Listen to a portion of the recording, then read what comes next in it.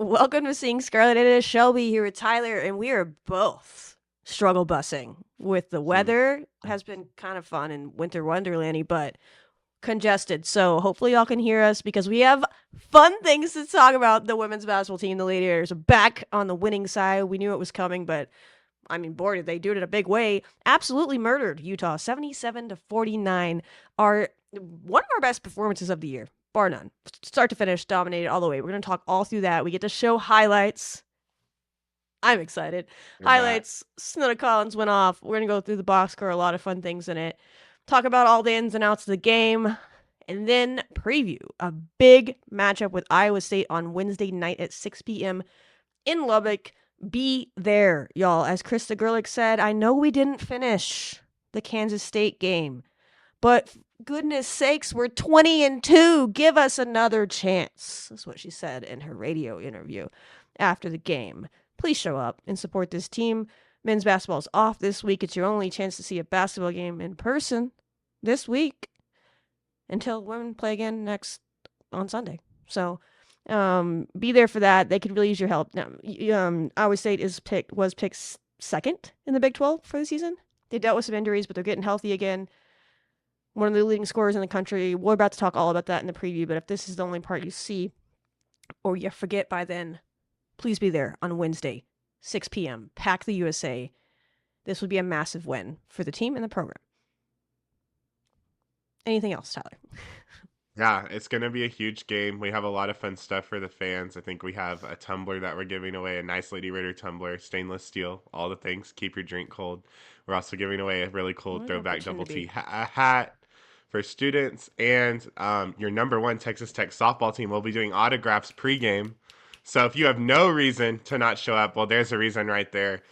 I think all the stars should be there. I'm not going to put that on them to show up at that time, but I think there might be your high-profile softball stars on our team will be there to sign the autographs. I mean, they're all freaking stars, so like, yeah, whoever shows up is going to be a potential pro player. Yes, for sure. But we'll have all that fun stuff available for y'all. So yeah, y'all come out. It's going to be a really, really fun and big game. This is probably the biggest week in Lady Raider basketball history in the past few decades.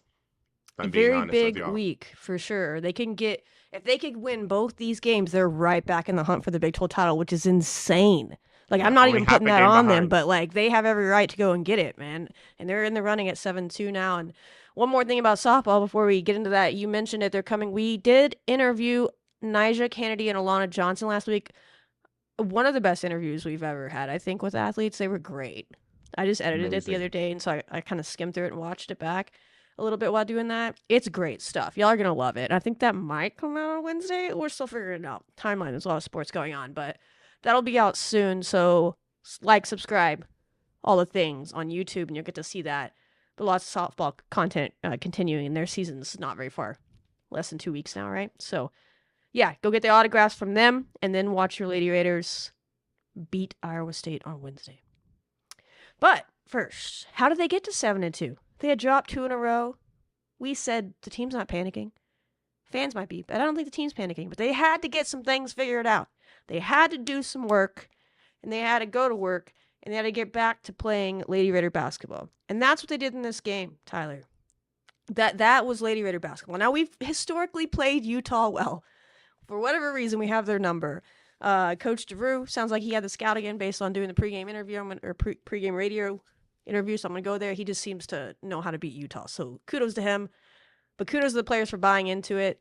And Utah looked terrible. They're not a terrible team. They were 45th in the net, which is a quad 1 game at the time. They dropped right out of that after us beating them, but they beat TCU, who were about to play a top 10 TCU on that same floor not too long ago.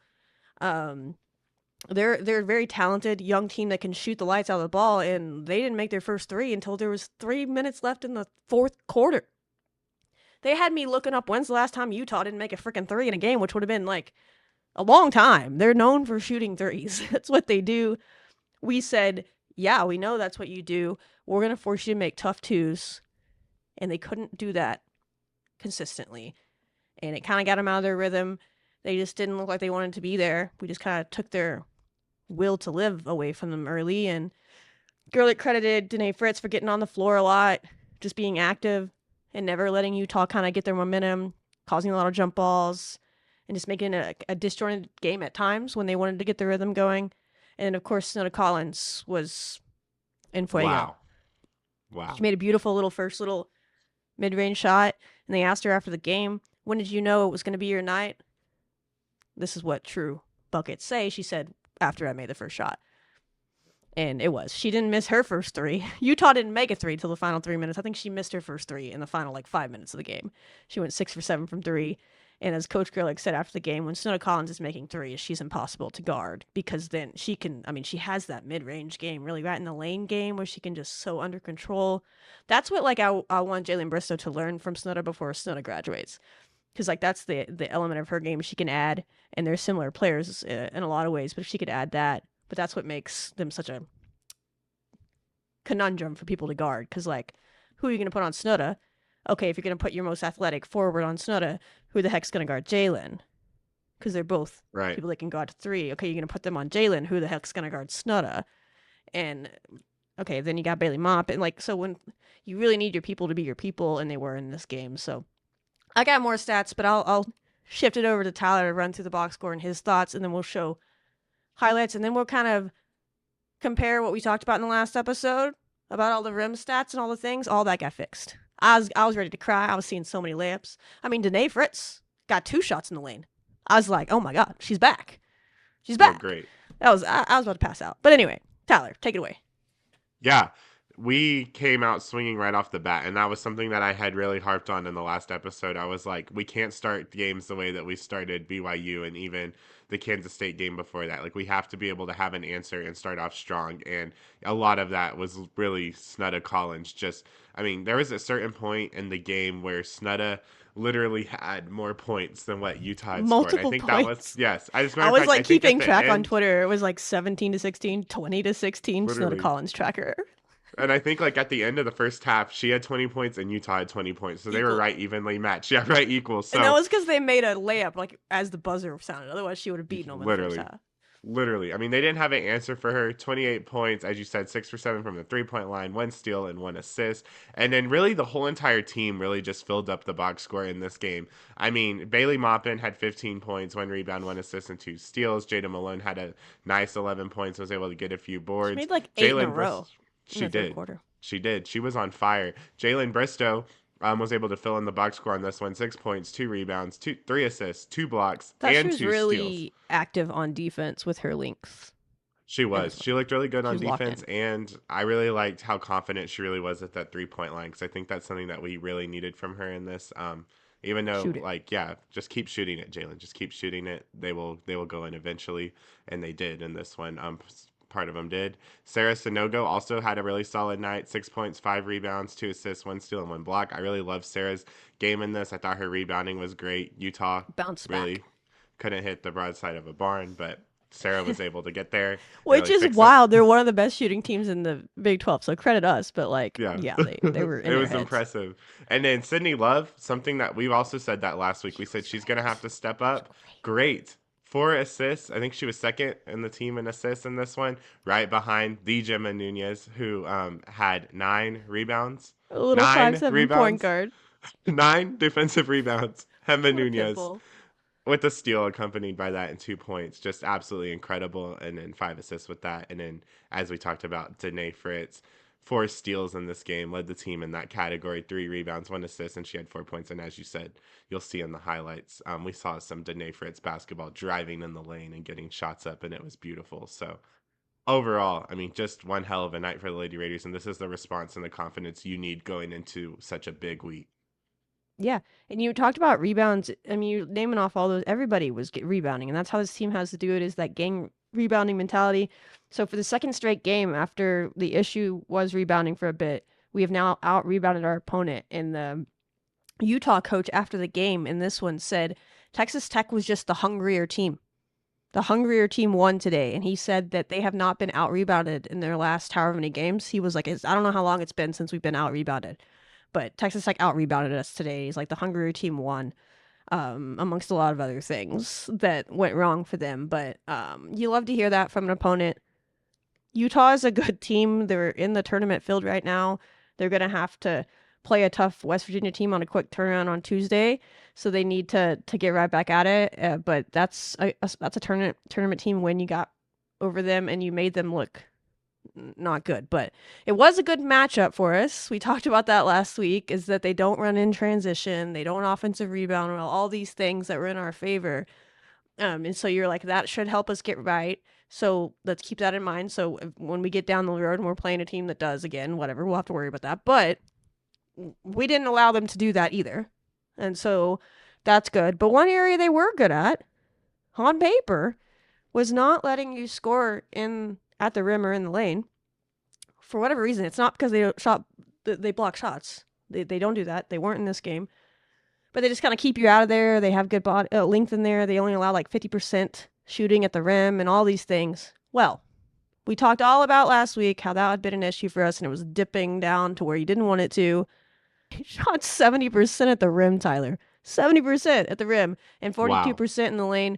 34 paint points. And yeah, you got 11 from, I guess, Malone. And was it 5 from Sarah? 6 from Sarah. So 17. Half of those came from your post players. That's great. But the rest came from guards or forwards. It was everybody. I mean, like you said, Danae Fritz had 4 points, and they both came in the lane. Like, she's very capable of that. Everybody was getting in there, at least getting paint touches. And Coach DeRue said before the game that was like a point of emphasis. Like, we got to get back to getting into the paint through our bigs and through everybody, and that was from the start. I mean, we had 10 paint points in the first quarter. Like, we were living there, and we missed it. Like, I think we only missed 4 shots at the rim the whole game, and like 2 of them might have been in the first quarter. Like, we still had other options that they could make, and you're never gonna be perfect. But yeah, so that was massive. That's who they are.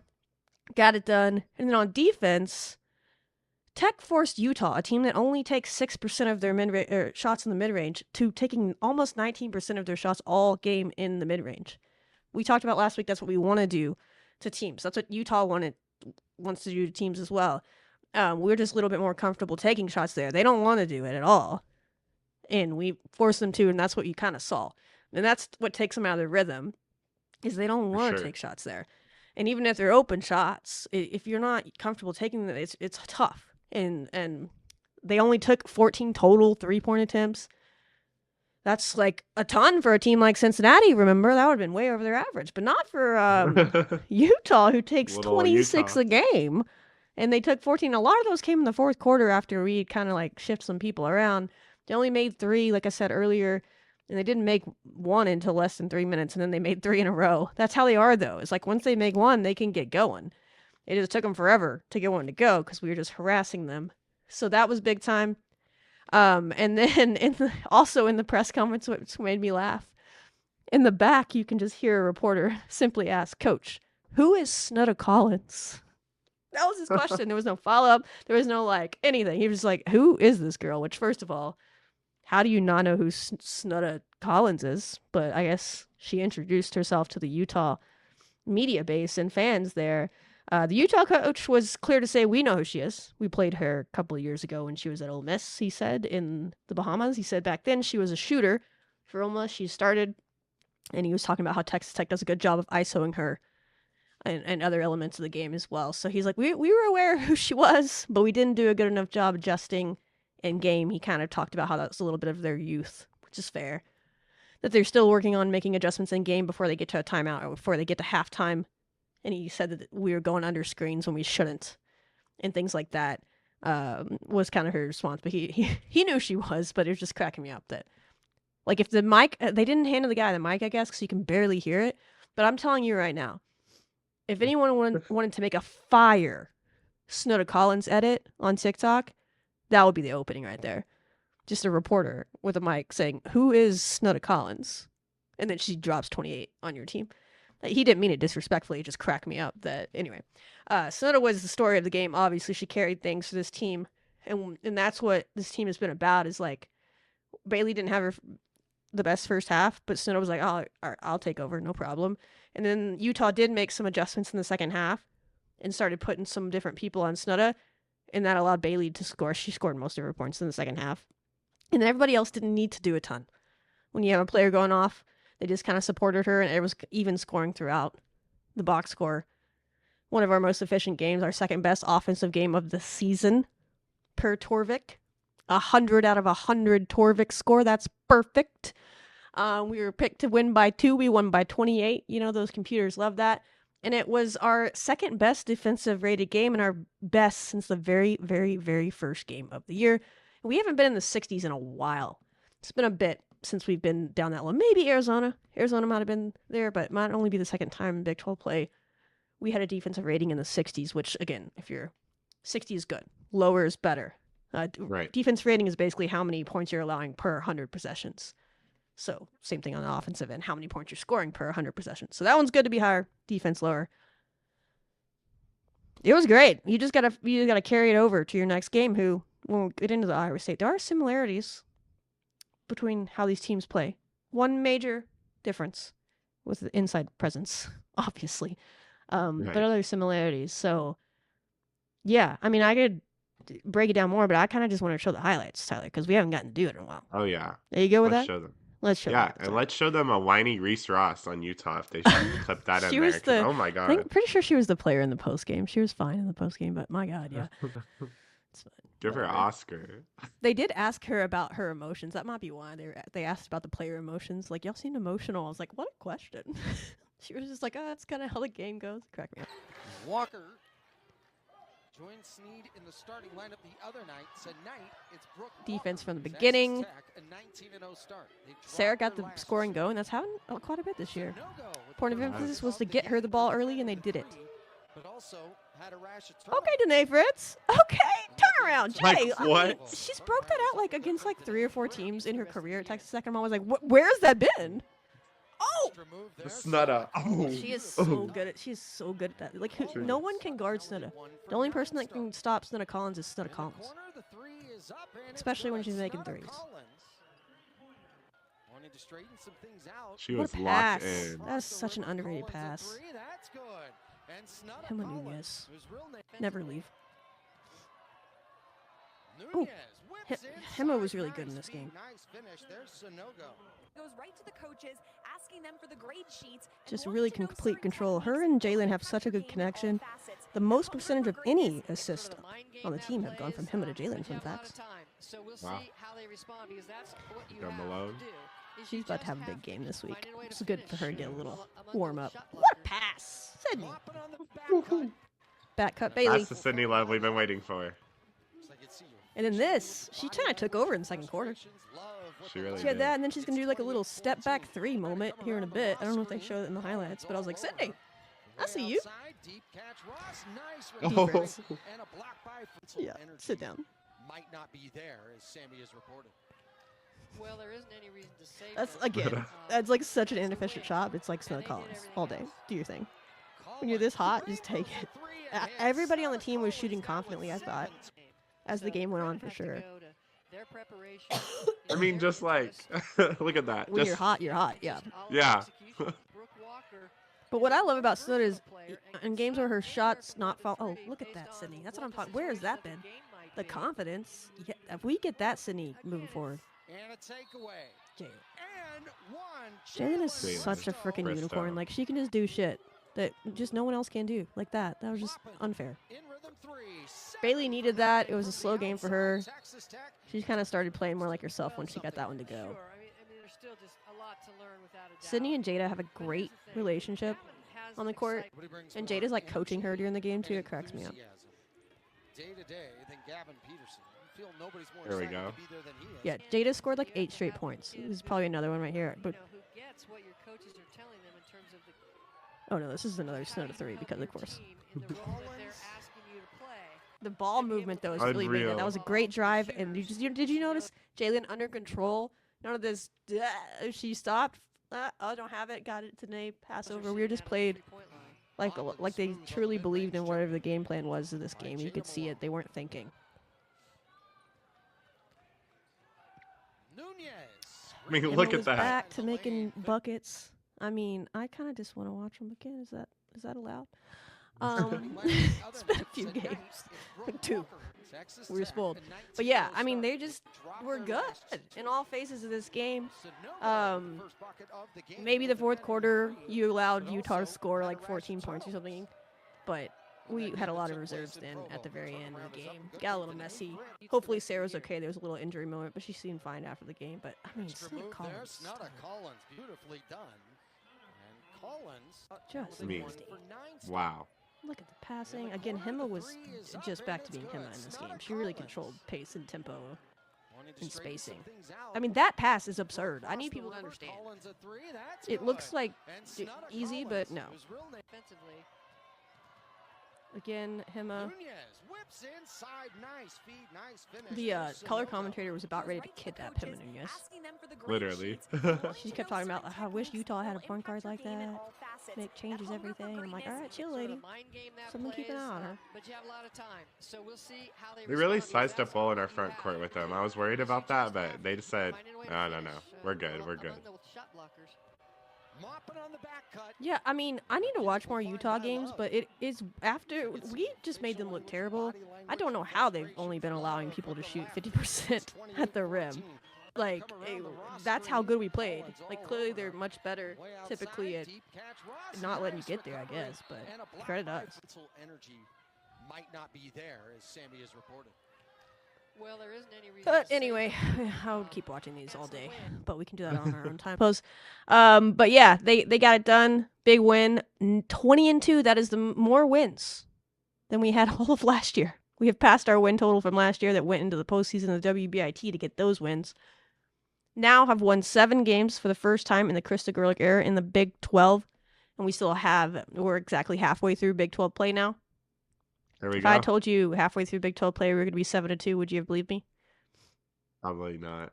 I mean, I may have, but I don't know. Honestly, we might have been like, oh, that probably means we lost to Baylor in West Virginia. Probably. Yeah. So we got there just in a different way. But yeah, no, I think everybody would have taken that. You're, second place in the Big 12 right behind Baylor, who's only lost 1 game. We're in TCU, I guess. But Baylor and TCU have to play each other twice. You get to play Baylor again. You play TCU. Like, mathematically, their chances to win the Big 12 are 100% like in their hands. They still do control their destiny when it comes to that. But there's a lot of games left. I know the whole 1-0 mindset, but it's crazy that we're sitting here talking about this team having a chance to do that. Someone asked me today, a lot of people asked me how many more games they need to win to get in the tournament. I don't know. 3, 4.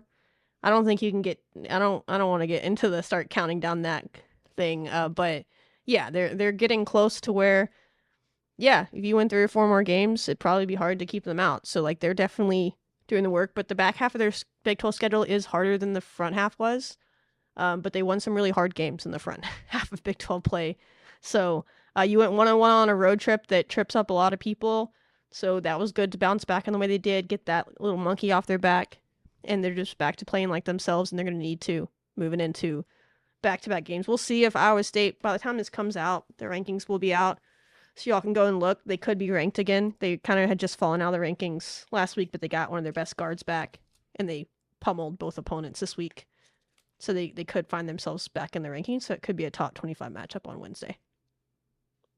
Yeah, should be a pretty fun game. I'm interested to see where we'll kind of land after the BYU loss, but also demolishing Utah. So I'm sure we'll stay about the same. May drop a few, but I wonder if Iowa State sneaks in there as well.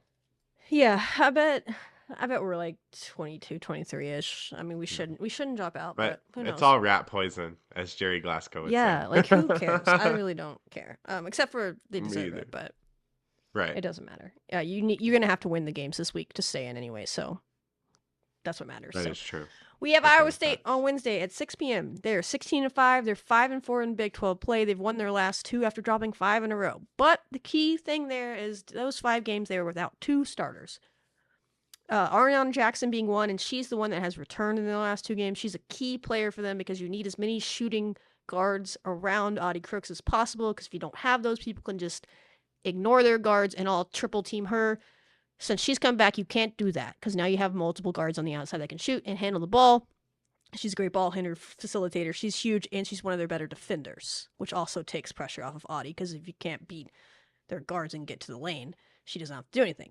So very key piece came back. Will they have Addie Brown? I don't know. We'll know Tuesday night. The last update they had was no update. She's out indefinitely. I hate that for her. It doesn't sound like it's fun. Some sort of first it was her back, now it's a lower body injury. I don't know what it is, but keep her in your prayers if you're the praying type, because I don't like that for any athlete. But hopefully she's back to playing soon. If she does come back for us, she, in my opinion, is their most well-rounded player. There's a reason they lost 5 games, and when she was out for sure. But again, they pummeled Arizona and Cincinnati without her once AJ came back. But yeah, if Brown is back, that's a whole other piece that you'll have to prepare for. I'm sure they're not going to tell us until they have to. So, but she hasn't played in a while. There's been no indication that she will play. But fair on them that if they want to gamesmanship it, if she is playing, practicing, who knows. But those are your big ones. And then, of course, one Audie Crooks, one of the nation's leading scorers, and then a big transfer they brought over from Arizona, former 5-star recruit, and Jada Williams. We played against her when she was at Arizona last year, is their point guard. All the people, I'll let Tyler break down his scouting report, but a very, very good team. We match up with them well in some ways, but nobody matches up well with Audie Crooks. That she is the conundrum of anyone facing them. But there are ways that you can attack, and I'm really excited from a basketball nerd perspective to watch how we plan for this game, because it's different than in years past. In years past, we had like a 6'6" player. I don't think Stephanie's eligible, by the way, when you ask that. That we would never play for us, but they would all of a sudden play in this game. We don't have that, so we're gonna have to do a little bit of a different game plan this year. Yeah, it's definitely going to have to be a different game plan, but honestly, I think this is probably the most excited I've been to play Iowa State out of the past 3 years. I really feel like this is one. It means more, and I feel like this one we're more evenly matched in a sense, I feel like, and we just have more of the, right, I just feel like this game, we're just more evenly matched, and we definitely should likely win this game, in my opinion, but Iowa State, they did go on that little losing streak, but now it seems like they're trying to regain their confidence. Audie Crooks, I mean, it's just really hard to stop her on offense. Defense, it's a whole different story. I mean, basically like a ghost. You can just score all over her. But on offense, she's averaging 26 points a game, 7 rebounds, 2 assists. I mean, she's first in the Big 12 in scoring, 7th in the Big 12 in rebounding.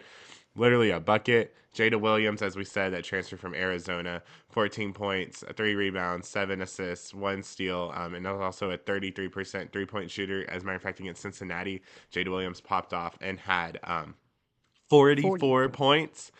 And I'm just saying, there's no way Danae Fritz is letting that happen. If Danae gets on her, and I'm assuming that that's going to be the matchup we would go to. That would be my guess. She's not guarding Audie, so she's not getting the leading scorer in this. Well, we say that, right. And he's like, bet. Watch, let me go.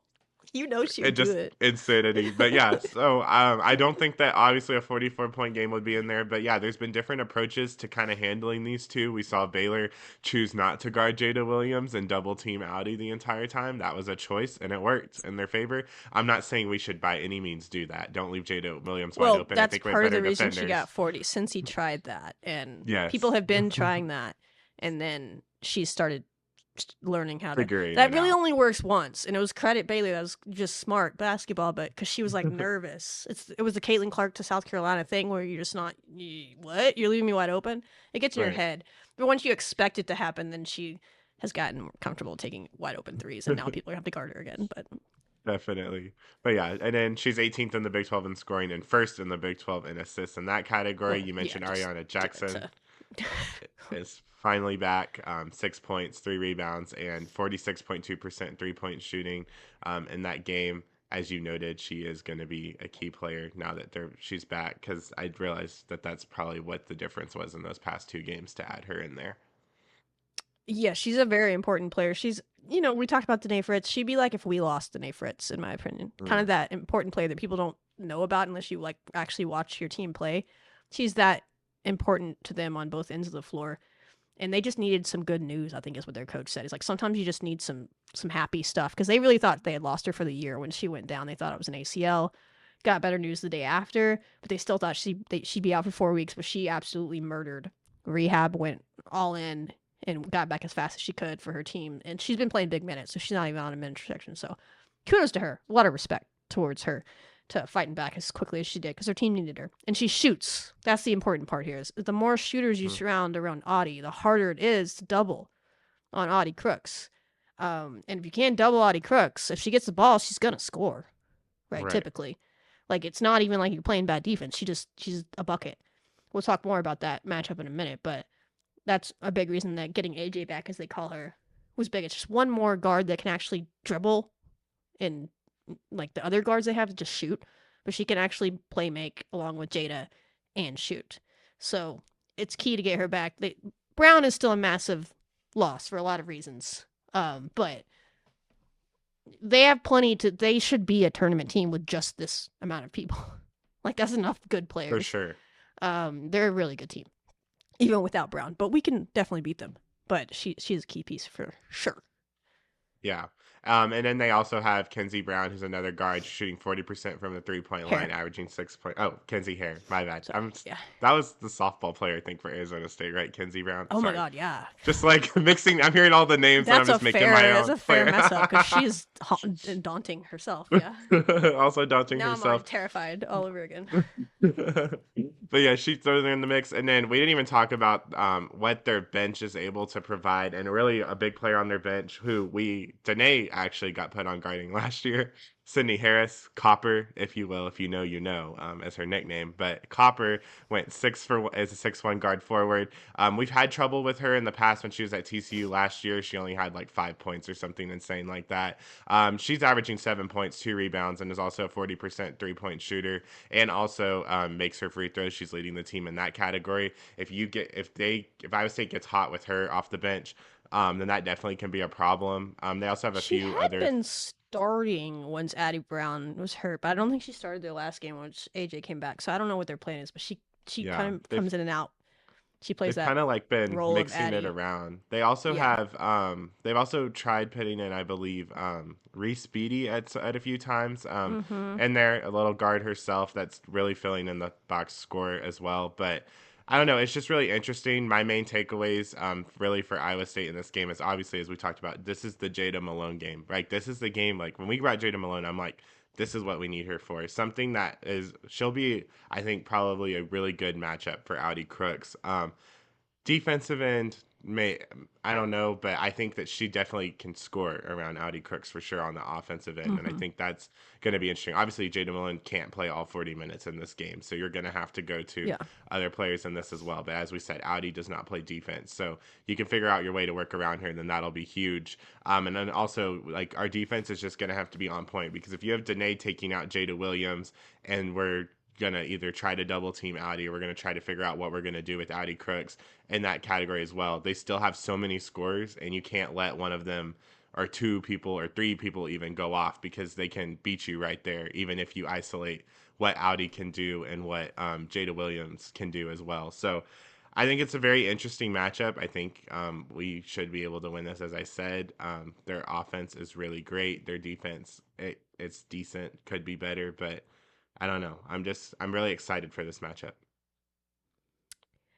Yeah. I mean, their offense is legit. There's no way around it. They're one of the most efficient offenses in the country. It's because you have a bucket on the inside. You have the biggest mismatch in college basketball right now in Audie Crooks. If she can get the ball, she scores most times.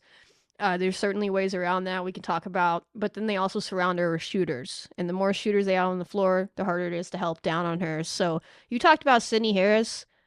Great shooter. At one point when she was in the portal, she was in like a list I put on Twitter when she came out of the portal in Central Michigan. Like, I was like, her. Like, she was on the same list that I had Danae Fritz, ironically, of like portal diamonds that year, that I was like, Texas Tech, please, you know? Because she's just such a good shooter. But she is not a willing defender, not a good defender. And more so than Crooks is Sydney will get pulled to the perimeter a lot.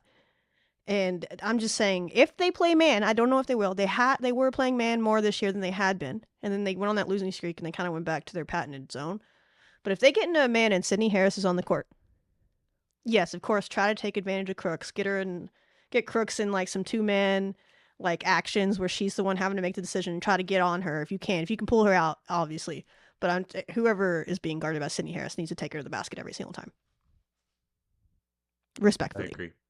Because if you can cook her on defense so bad they have to sit her down, that's one less shooter on the court. And one less shooter on the court means that person can dive in. There's not really anybody on their team that doesn't shoot it well. So it will be interesting to see how we guard Audie. I don't know if we're going to front her and make them lob it over, and then you're going to see Danae coming down there for those steals. Bailey getting back there to take some charges on Audie. She offensive fouls every time down the court. They never call it, but maybe we'll get some refs that actually know basketball because she's just shoving people the whole game. So we'll see how we guard it. I think Jada will have a chance. Going to have to be careful about getting in foul trouble against her. But I think Jada's going to be excited to play in this. She's the same height as Audie. So like you said, on that end. But yeah, I'll be interested to see if they play man or zone. If they play man against us, like, who the hell on their team's guarding Snudda? And if they have someone that can guard Snudda, who the hell is going to guard Jalen? Because Addie Brown is who guarded Jalen last year, and she did a great job. But if she's out, who's doing that? Even if she's there, okay, she's guarding one of them. Who's guarding the other one when they're out there together? Right. Like, I just don't know the forward position, who is guarding either of our forwards if they try to play man against us. If they play zone, we just have to execute. Simple as that. Iowa State's really good at forcing you to take mid-range shots. They actually force you, let's see, I have wrote it down somewhere, 27% of opponent shots to take them in the mid-range is a really high percentage. Now, a lot of that's probably because there's a lot of zone being played and you end up taking that little short corner shot a lot. If you make that, Texas Tech, if you make that, you make open threes, you're going to beat them handedly, probably, right? Assuming you play any type of defense, and it's not just back and forth, but you will beat them if you're making short corner shots and threes, whether it's a high-scoring game or not. If you're not, then we got to find a way to get in the paint. Like, I don't want to rely just on that. We just talked about how good we've been finishing in the paint, right? A zone does take that away from you. It can take your aggressiveness away, but it doesn't mean it needs to. Like, we're going to need to have someone, maybe it's Snudda, because she's been so good in that lane area where she can be that person that's, at the free throw line area of the zone where she gets in there and she kind of like takes the ball. She either shoots it or passes it out of there. Like, someone has to be that player for us. I mean, Jada could probably handle that, and maybe then you force a little high-low action and Audie even has to come out in the zone. Like, I don't know. I'm really excited to see what our coaches have drawn up for this. It'll be interesting on that end of the floor. They're just not a great defensive team, so you need to take advantage of that because they're going to hit shots on offense a lot. Their offense is insane. They convert 67% at the rim, 10% above the D1 average, 14th in the nation. 50% shooting in the lane, 11% above the D1 average, 12th in the nation. Above the break threes, 34%, 4% above the D1 average, 43rd in the nation. And then wait for it, corner threes, 50% on corner threes this year, 16% above the D1 average, 3rd in the nation. Wow. Guard the corner three because they're basically going to make it every other time if you don't. And the reason for that is Audie Crooks is my read on that because people collapse down. She kicks it out to the shooter, whoever collapsed on her. That's what makes her so hard to guard is the shooters around her. If she didn't have shooters, she wouldn't be that hard to guard because you can just put 3 people on her, right? That's what Baylor was doing, right? That's what some of these teams were doing when AJ was out. She's back. Now you have Hare. Now you have Jada who's heating up. You have shooters everywhere. Let them shoot it. But for the love of God, don't let them shoot it from the corner. Speaking of AJ, she is 16 for 28 on the season, 57% from the corner. Sydney Harris, she's going to shoot from somewhere. Don't let it be the corner. 9 for 13. Hadn't taken a ton. She's made all of them from the corner, 70%. Hare, 15 for 31. Hare is one of those players that doesn't really do much on offense except stand in the corner and wait for someone to pass it to her. So I don't know who that person's going to guard her. That is the person that can tend to get caught wanting to drop down on Crooks because you're like, Hare's not going to take me off the dribble too much. Like, you can get caught like wanting to ball watch and slink off of her. I think that's what happens a lot. And then she's the one that gets the wide open 3 because of that. But she's a sniper. And then you have other people. Jada Williams just doesn't take a lot there. She has 4 for 8. Doesn't take a ton there for whatever reason. And then some Addie Brown, I don't know why, but she's 0 for 2. Hasn't taken really any there, which is just a weird stat to me. Right. But just something to note there. They can hit shots from everywhere. They're a good shooting team. That's what they're built on. They're not overly athletic, but they can shoot the hell out of the ball. They don't typically turn it over. That's something that you could get after Iowa State in the past, but Jada Williams has helped with that some. But I don't know if they faced a ton of pressing teams yet. Have they even played West Virginia yet? No, I don't think so. Have they played TCU yet? No, I don't think so either. I'm looking at their games. Baylor. No, they have played West Virginia. Oh, they did. Oh, that was the one they lost, right? They lost. Yeah, so there you go. Okay. They had 25 turnovers all of a sudden. They averaged 12 on the season, but they had 25 against West Virginia. So perhaps they still do turn it over when you pressure them. So let's give it a go. They were missing AJ in that game, I believe, who's another ball handling guard. But still, we'll see how it goes for them. Try to get after them with your athleticism. And just for the love of God, don't leave them open in the corner. That's all I ask. Well, for sure. You're going to have your best defensive game in this one because everyone is a threat and you can't let them get too far ahead. They're similar to Utah in a lot of ways, though. They just have the inside presence where you can't. In Utah, we really sold out on the 3 and said, take the 2s. Take them. Right? In this one, you can't necessarily do that because they'll be like, yeah, fine, here, Audie. But if you pressure the guards in the same way you would when they're shooting it to the extent where they can't get it to Audie either, like the best way to keep Audie from getting the ball sometimes is pressuring the guards. So I don't know. I'm really excited to see our matchup for this. There's a lot of different ways that you can guard them, but the thing is Iowa State and Audie has seen like every defense you can imagine, so they'll be able to adjust at some point, but we're a good defensive team. So I think just play our basketball. If we make shots against their zone, we're going to win this game. Iowa State will beat us if we're just not hitting shots. Because they will hit. Right. I think that the biggest thing in this game really is that I'm also kind of looking forward to is similar to Utah. We have played Iowa State really well in this Audie Crooks era since she's been here. We beat them 2 years ago.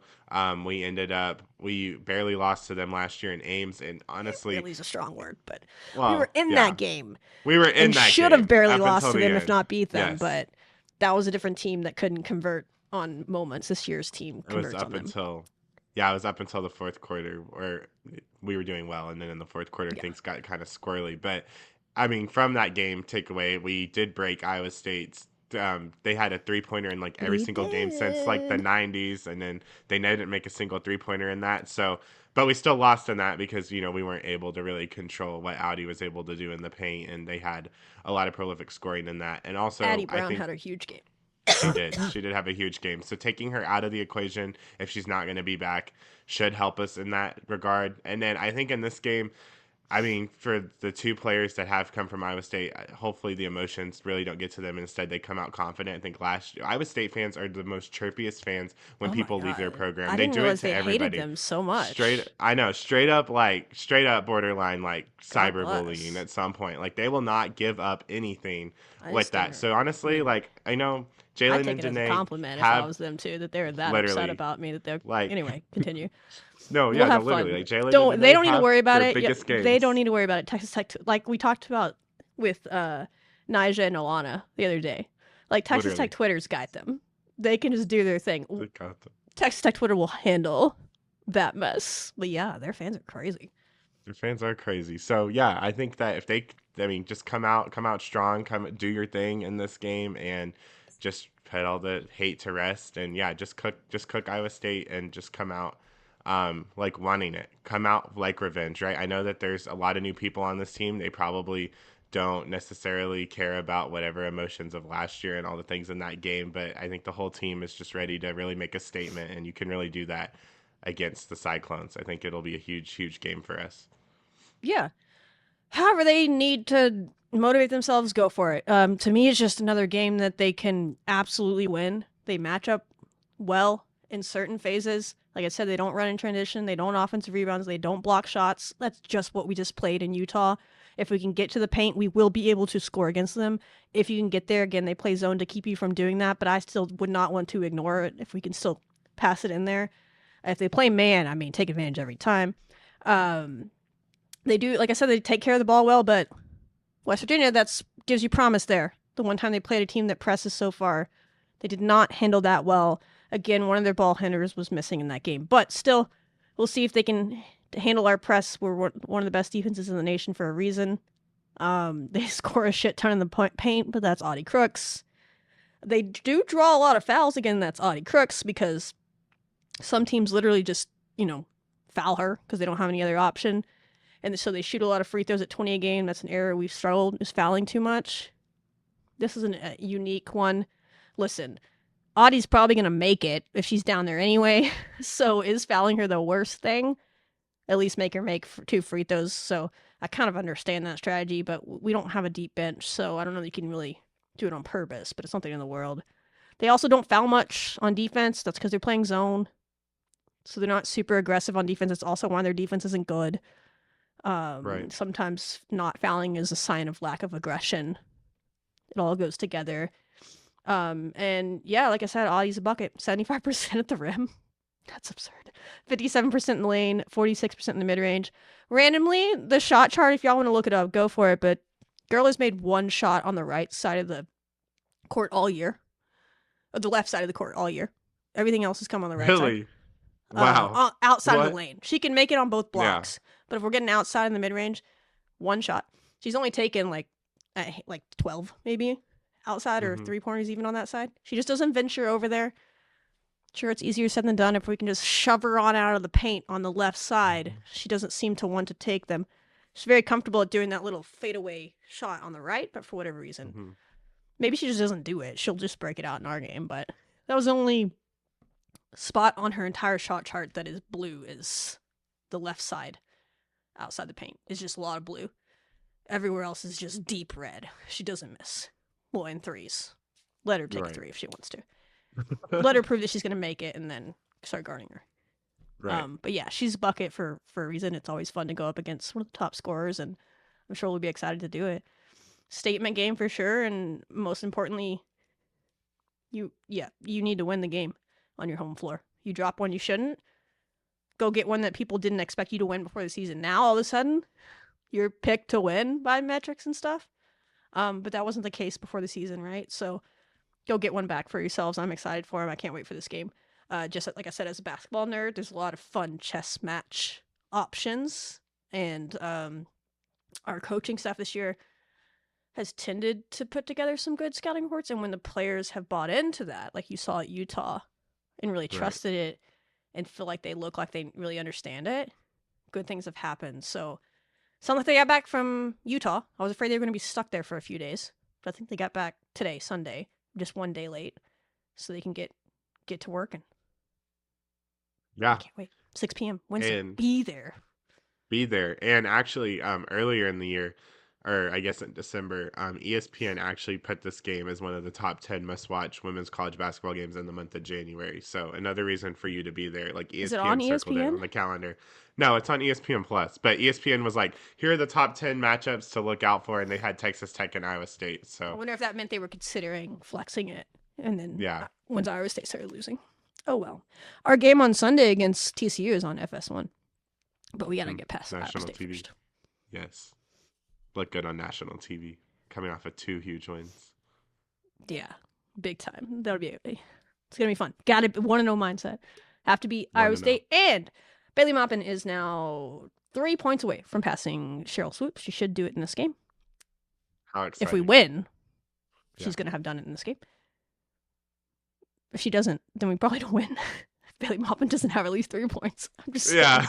I hope. Yeah, I don't know. Maybe Snudda or Jalen or Danae or someone will go off, but yeah. So that's history. She came really close to doing it on the road trip, but she was nice and she waited so y'all could all see it in person.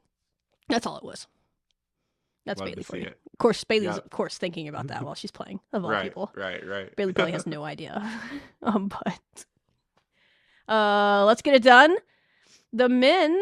What a game yesterday. Was that yesterday? It's been a wild 24 hours. Game of the week, college game day. I mean, shootout. These 2 teams, defensive rock fights. Nope. 90-86. Both teams couldn't miss in the first half. I think it's the most points that Houston's given up in like years in one half of play against Kelvin Sampson. I saw that stat. We scored like 50 points or something in the first half. And to hang in with Houston, who just absolutely could not miss in the first half at all. Otherwise, it could have gotten ugly. So kudos to us. We out-rebounded them. That was what their coach said afterwards. Someone asked him about the officiating, and he said, I'm not going to complain about the officiating when we just got murdered by Texas Tech on the offensive glass, so we don't have any right to complain. So my biggest thing is fans showed up. Kudos, because we both went there, so we drove to and from. The roads were, if you had a 4-wheel drive vehicle, fine. I didn't feel unsafe driving. Yeah. But if you Yeah, I was didn't, which I'm chilling. sure a lot of people didn't that made that trek, you couldn't see the road. It was white, especially on the way home. Yeah. There was no snow plows in the world. And you sure as hell anymore, can't apparently. see where the parking lot is. That's my favorite part. Everyone just makes their own parking lot. It's Oh, I just everyone's parked in a all random over the spot. place. Well, because Yeah. the media parking, like the place that they give us like a pass for, which is fair. I wasn't complaining, but like the attendant's usually like not letting other people into that lot. It's like donor parking, but the same place we park wasn't working because it's frigid, so I don't blame them. So just that lot was Right. completely full when I showed up, and I was like, where the hell am I supposed to park? So I had to drive around, and I just found this like empty spot, and I was like, I don't know if this is actually a parking spot. A spot, But I just parked there. we'll I was make like, I it hope my work. car's there when I get back. So yeah, I was definitely doing that myself. But kudos to the fans for showing up. I was afraid that they wouldn't, but that thing was sold out basically by the time. It took a while. Oh, Some I people were know. late, but by the time we got to like midway through the first half, it was full in there. Yeah, I remember I had to go like into the back to deal with all of our like, theatrical stuff we do in the beginning, and it was like 20 minutes left on the clock, and I was like, dang, like the regular fans really just did not show up. And then I walk out, and then like we're about to go to tip off, and like it's just you just see black all over the place. It's like, holy cow. Yeah. I mean, whatever happened in that 20 minutes from I think the 12:40 parking to was 1 an o'clock issue for a lot of people. probably got people there, but it was such an incredible experience. The college game day was so fun. I met Andrea Carter. I was so jealous. I know. I didn't get there quite early That- enough to come down on the court before they are. But yeah, no, I'm a big fan of her. She's great. I know. I didn't she realize was I tweeted great. Andrea Gardner as like a really good commentator the other day. I just didn't make the connection that she was even coming to Texas Tech this week. That was because I was watching them. I She was didn't make that calling the connection OU either. game, and I didn't realize she was on the game day panel because this is the first game Me day of either. the year. I was like, good for her. I just saw her face on the bus, and I was like, no way. Like, she'll actually Yeah. be here. I was like, let me cook Yeah. up a sign real quick and see if I can meet her. So that was really Yes. cool. She did choose Houston, but, maybe. I know all of our fans hate her now, but I was like, whatever. I know. I still Whatever. like her. Whatever. It's fine. She's It's great fine. at her She did job. good. But no, the game itself, I mean, there is no stopping JT Toppin. Incredible.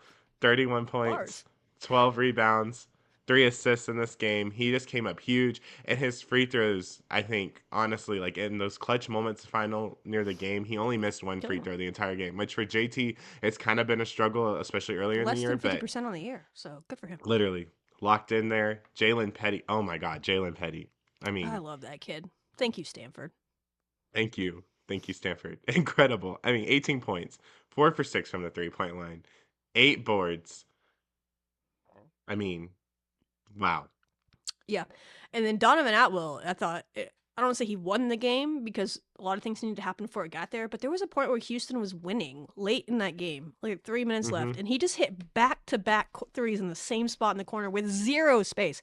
I'm talking, he took one so fast with a dude inside of his jersey. I was like, don't shoot that. And then, nails. And then right down he was like, I don't care. I'm taking them. And he made 2, and then we had to Incredible. lead the rest of the way. So I thought that really was the final nail in the coffin. Obviously, JT carried the team from there, and Petty, and they again picked their poison. They did what we thought they would against C4. They did what they did the first game, where they said, you're getting the ball out of your hands. But I thought he played a little bit better than he did in the first game, where he still like contributed in other ways. He still had 9 assists. He did his best he could on defense, but he had 12 points. But yeah, Petty has to step up in games like this where they're going to throw 2 people at C4, and Petty did. He had 18 points, so that was good to see. And then Josiah Moseley, he did play. We Oh my told y'all, if you gosh. watch our show, Yeah. that he was gonna play. Incredible. And good. Grant said after the game he's only practiced twice, Thursday and Friday. And then he played, and he had 6 points Stepped and right 6 in. rebounds. Was my favorite part of it. Tough guy. Yeah. Tough guy. Tough guy. I mean, I think it speaks a lot that he was willing to, I guess, burn whatever red shirt he would have gotten from his injury Yeah. to go join this team and try to do something special. And we clearly did need him, and he was great in this game because, ironically enough, everything that I said were the keys to winning this game, none of that happened, but we still found a way to win because the toughest team that wins. was the wild game. Literally, yeah. Kingston had like 40-something oh my points. God, I mean, that like, kid.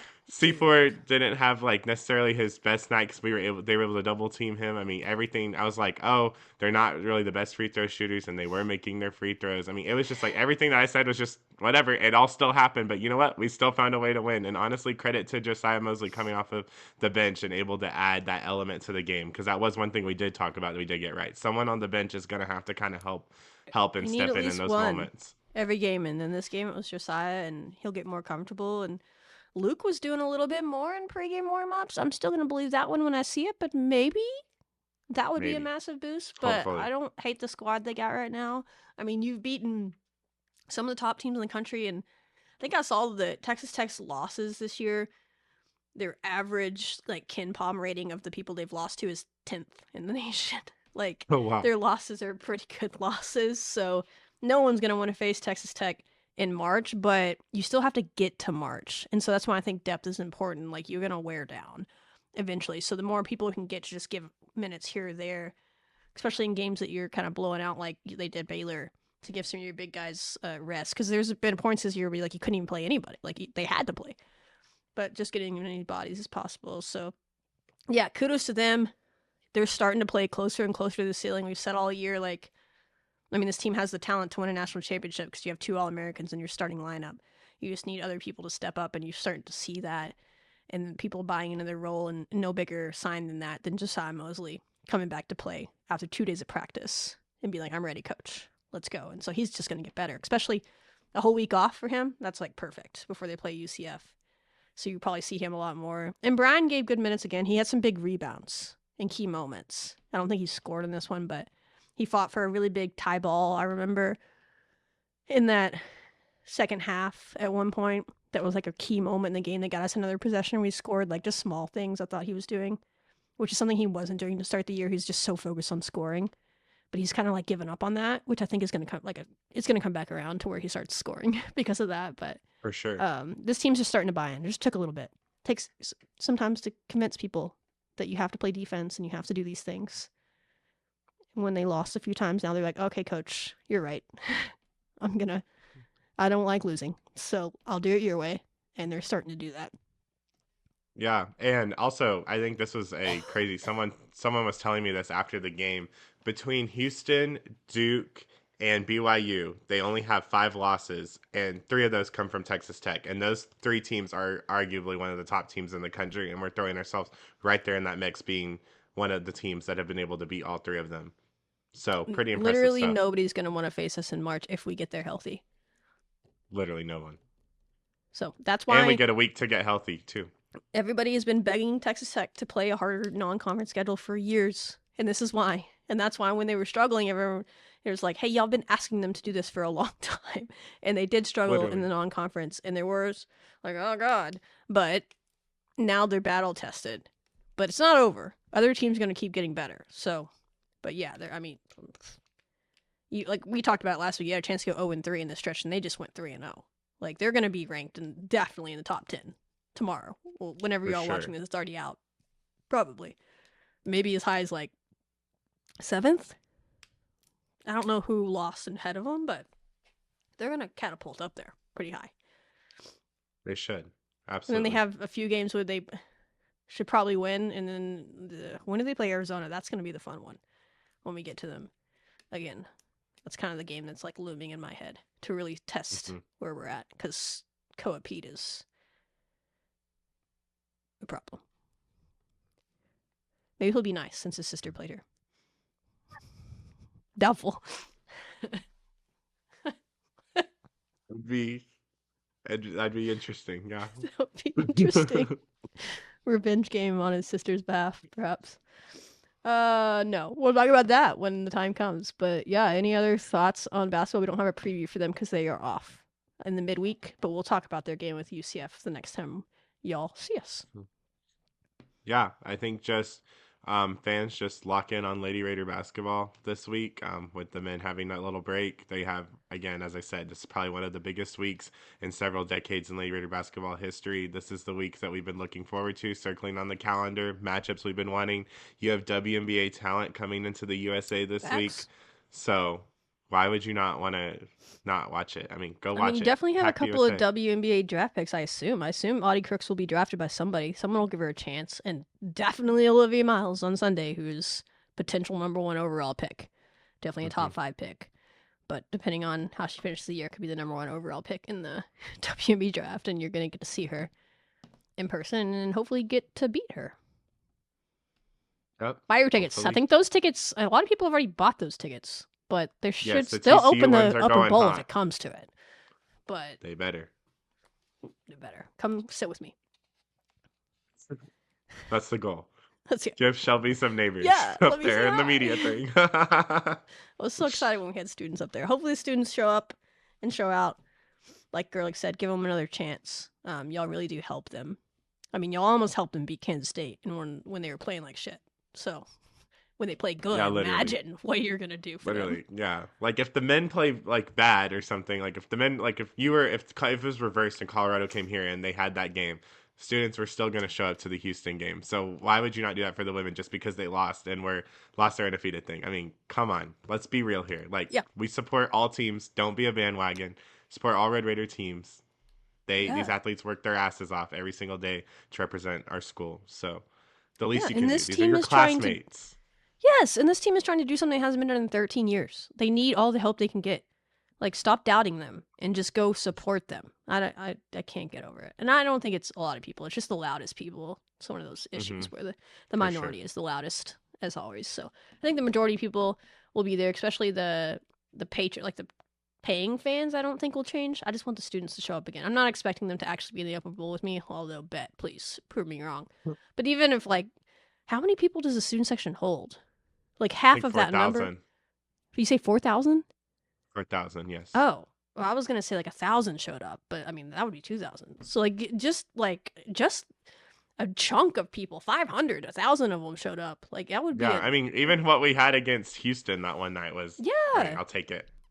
I want more than that, but yes, that would be a good start. For sure. So yeah, anyway, show up shot. I mean, a lot of good freebies, softball team, all the things that should get people out there for sure. So. You probably won't get to get softball autographs. This might be the only time you get softball autographs. I don't know if they're going to do them at games this year. Tyler might know that, but just tough with NIL. So go get them while you can. Yeah, do it. That'll be a fun day. All right. That's all we have. We'll see y'all again. Nyjah Kennedy and Alon Johnson interview coming out later this week, and then we'll be back to hopefully recap, if either of us have a voice by then, because we're both coughing. We'll recap a win from over Iowa State and a preview of a massive top 25 matchup with TCU, top 10 team in town on Sunday. Buy your tickets. All right. See y'all Wednesday. Don't disappoint me. Rag 'em. Rack on.